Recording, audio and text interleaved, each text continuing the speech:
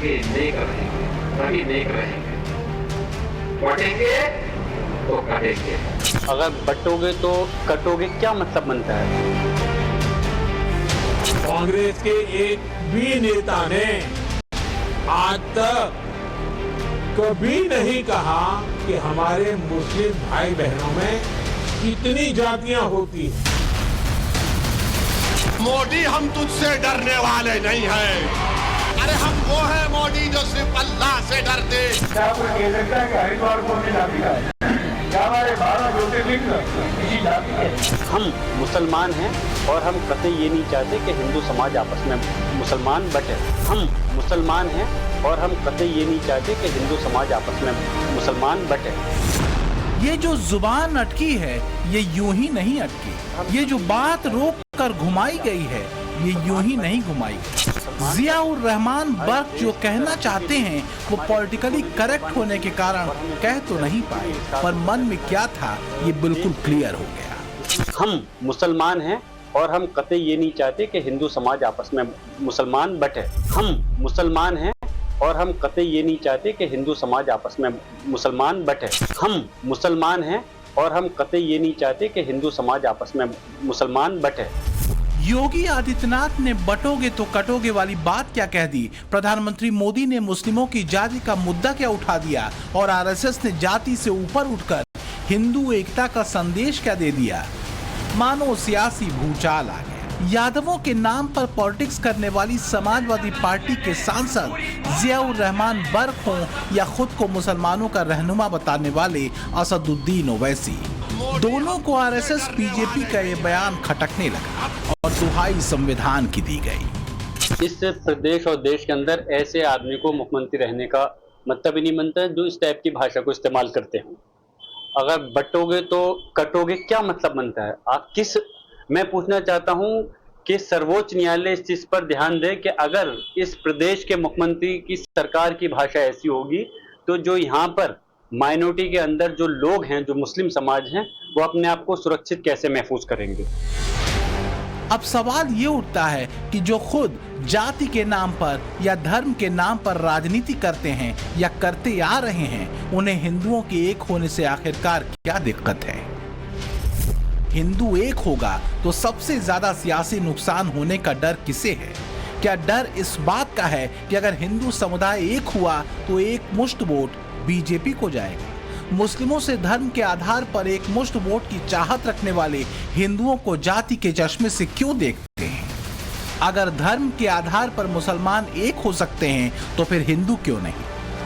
Haryana result के बाद कहीं न कहीं बीजेपी ने भी अपनी आंखों पर लगा चश्मा साफ किया है। तभी पार्टी को शायद ये समझ में आ रहा है कि हरियाणा में योगी के बटोगे तो कटोगे वाले बयान का इफेक्ट क्या हुआ है। तभी तो योगी के बाद पीएम मोदी और अब आरएसएस भी जाति और हिंदुत्व के मुद्दे पर बीजेपी और आरएसएस सेम पेज पर है। क्या कोई कह सकता है कि हरिद्वार कौन सी जाति का है? क्या हमारे 12 ज्योतिर्लिंग किसी जाति के हैं? क्या इस देश के कोने कोने में स्थापित 51 शक्तिपीठ किसी जाति के होते हैं? इस देश के चारों दिशाओं में रहने वाला जो अपने आप को हिंदू मानता है वो इन सब बातों को अपना मानता है। राज्य की सीमाएं हमारे अंदर भेद निर्माण करने नहीं कर पाती, नहीं कर सकती। वैसे जन्म के आधार पर प्राप्त जो भी स्थिति है वो भी हमारे अंदर भेद को निर्माण नहीं कर सकती। आरएसएस के जरिए भी यही मैसेज देने की कोशिश हो रही है कि जब धार्मिक स्थलों की कोई जाति नहीं है, वहां हर जाति का हिंदू जाता है, तो जन्म के आधार पर बंटना या खुद को कमजोर करना नहीं है। लोकसभा चुनाव से पहले डिफेंसिव मोड पर खेल रही बीजेपी ने अब अपनी पिच पर खेलना शुरू कर दिया है।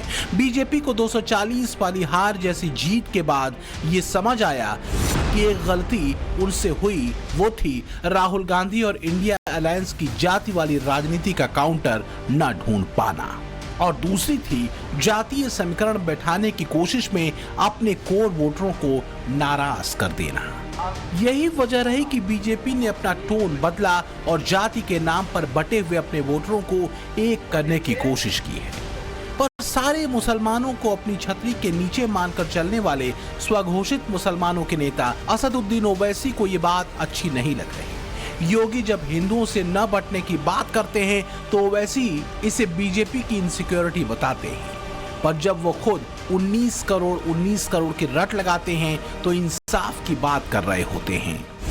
तुम यहाँ पर 240 हो, मगर याद रखो मैं 19 करोड़ आवाम का एक गुलाम बनकर, उनकी जबान बनकर तुम्हारे सामने उनके इंसाफ की बात करने आया हूँ। मोदी हम तुझसे डरने वाले नहीं हैं। अब मोदी हम तुझसे डरने वाले नहीं हैं। हम कभी भी तुझसे नहीं डरे। अरे हम वो हैं मोदी जो सिर्फ अल्लाह से डरते और किसी के माइका लाल से नहीं डरने वाले हम। ये डबल स्टैंडर्ड नहीं तो और क्या है। ओवैसी जब 19 करोड़ मुसलमानों की बात करते हैं तो वो एकता की बात कर रहे होते हैं, पर जब पीएम मोदी या मोहन भागवत बांटने वालों से आगाह रहने की बात करते हैं तो ओवैसी को यह बयान खतरनाक लगने लगता है। सुनो मोहन भागवत, न भारत के हिंदुओं को खतरा है, न भारत के मुसलमानों को कोई खतरा है। हाँ, एक खतरा भारत के मुसलमानों को, हिंदुओं को, दलितों को, आदिवासियों को, सिखों को, ईसाइयों को है। वो किससे है? नरेंद्र मोदी और मोहन भागवत से खतरा। नाथ ने बटोगे तो कटोगे वाली बात क्या कह दी। प्रधानमंत्री मोदी ने मुस्लिमों की जाति का मुद्दा क्या उठा दिया और आरएसएस ने जाति से ऊपर उठकर हिंदू एकता का संदेश क्या दे दिया। मानो सियासी भूचाल आ गया। यादवों के नाम पर पॉलिटिक्स करने वाली समाजवादी पार्टी के सांसद जियाउर रहमान बर्क हों या खुद को मुसलमानों का रहनुमा बताने वाले असदुद्दीन ओवैसी, दोनों को आरएसएस बीजेपी का ये बयान खटकने लगा और दुहाई संविधान की दी गई। इस प्रदेश और देश के अंदर ऐसे आदमी को मुख्यमंत्री रहने का मतलब ही नहीं बनता जो इस टाइप की भाषा को इस्तेमाल करते हैं। अगर बटोगे तो कटोगे क्या मतलब बनता है। आप किस, मैं पूछना चाहता हूं कि सर्वोच्च न्यायालय इस चीज पर ध्यान दे कि अगर इस प्रदेश के मुख्यमंत्री की सरकार की भाषा ऐसी होगी तो जो यहाँ पर माइनॉरिटी के अंदर जो लोग हैं, जो मुस्लिम समाज हैं, वो अपने आप को सुरक्षित कैसे महफूज करेंगे। अब सवाल ये उठता है कि जो खुद जाति के नाम पर या धर्म के नाम पर राजनीति करते हैं या करते आ रहे हैं, उन्हें हिंदुओं के एक होने से आखिरकार क्या दिक्कत है। हिंदू एक होगा तो सबसे ज्यादा सियासी नुकसान होने का डर किसे है। क्या डर इस बात का है कि अगर हिंदू समुदाय एक हुआ तो एक मुश्त वोट बीजेपी को जाएगा। मुस्लिमों से धर्म के आधार पर एक मुश्त वोट की चाहत रखने वाले हिंदुओं को जाति के चश्मे से क्यों देखते हैं। अगर धर्म के आधार पर मुसलमान एक हो सकते हैं तो फिर हिंदू क्यों नहीं। हरियाणा रिजल्ट के बाद कहीं न कहीं बीजेपी ने भी अपनी आंखों पर लगा चश्मा साफ किया है। तभी पार्टी को शायद ये समझ में आ रहा है कि हरियाणा में योगी के बटोगे तो कटोगे वाले बयान का इफेक्ट क्या हुआ है।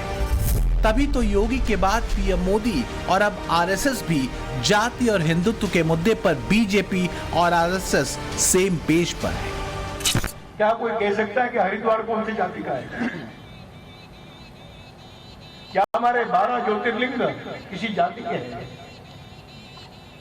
क्या इस देश के कोने कोने में स्थापित 51 शक्तिपीठ किसी जाति के होंगे?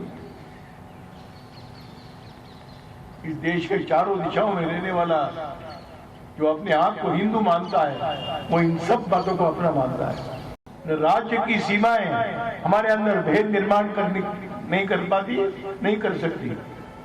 वैसे जन्म के आधार पर प्राप्त जो भी स्थिति है वो भी हमारे अंदर भेद को निर्माण नहीं कर सकती।